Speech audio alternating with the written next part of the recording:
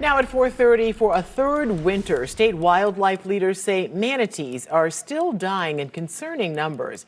What the FWC calls an unusual mortality event continues on Florida's east coast. News 6's James Barbero tells us scientists, though, are reporting some promising news. We continue to respond to reports of sick, injured, or dead manatees. More than 1,300 manatees dying in East Coast Florida counties alone since the FWC says the ongoing unusual mortality event started in December of 2020.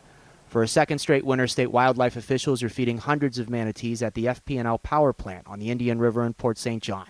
A scientist using a bar graph to show how cold weather can make starving manatees even more vulnerable to the lagoon's loss of seagrass, their source of food. These winter temperatures are what pushes animals in poor nutritional condition over the edge, and that is why you see these peak times in mortality during the past 2 winters. When comparing last month to December 2021, East Coast manatee deaths were actually down. The FWC says that could be because there are fewer manatees left to die, or the remaining population may be in better condition than years before. Manatees could also be adapting by moving to new areas where what they eat hasn't been lost to pollution, or some seagrasses could be regrowing. The FWC says a recent study of 10 manatees shows encouraging results.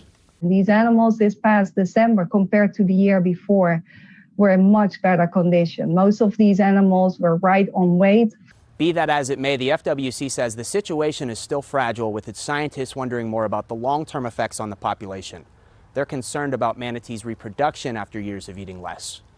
On the Indian River Lagoon, I'm James Sparvero, getting results, News 6.